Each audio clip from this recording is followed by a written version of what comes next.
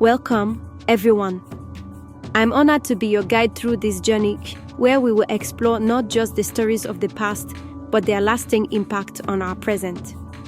Today, we embark on a path of discovery, uncovering the life of the Virgin Mary through 3 ancient texts, each one offering a different lens through which we can see her role in the divine story. These writings are not merely relics of history, but living testimonies to the cultures, beliefs, and struggles that shaped early Christianity. What is the true essence of Mary? Who was she really, beyond the traditions, beyond the iconography we've come to know? Today, we'll look at the roots of her story, from her miraculous birth, through her early life, to her venerated role as the mother of Jesus, exploring texts that span across different regions and time periods. In this journey, we'll touch upon themes that transcend time, blending spirituality with history, the divine with the human. Our first stop takes us back to the early Christian writings, specifically the Protoevangelium of James. This text, believed to date back to the 2nd century, offers one of the earliest glimpses into Mary's life.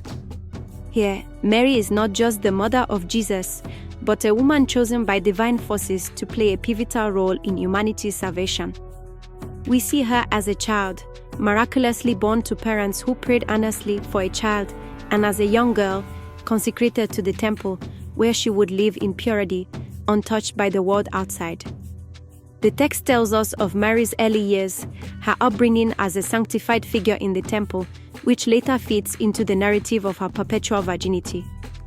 This is a story not just about a woman, but about a divine choice. Mary, according to this tradition, was prepared from birth to carry the weight of a sacred destiny, a destiny that would change the world forever. From the Protoevangelium of James, we understand how early Christian communities began to shape their understanding of Mary not as a mere mother, but as a model of purity, grace, and obedience. But these early texts are not just about deifying her, they are about seeing her as someone whose life, from its beginning, was marked by faith even in the face of uncertainty. Next, we turn to a prayer that would resonate through the ages.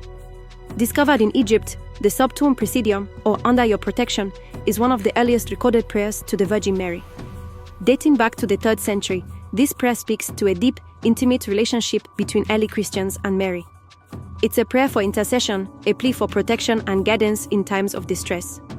We fly to their protection, O Holy Mother of God, despise not our petitions in our necessities, but deliver us always from all dangers, O glorious and blessed Virgin.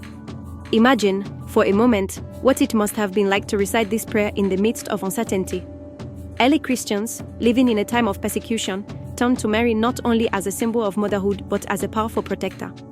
This prayer reveals much about the personal connection Mary's followers had with her, not as a distant figure in the heavenly realms, but as a mother who was intimately involved in their daily struggles, a mother who understood their fears and their desires for safety. Our third text, the Annunciation Hymn of Rejoicing, takes us to the 6th century and a figure named Romanos the Melodist, a Syrian poet and hymnographer who contributed immensely to Byzantine liturgy.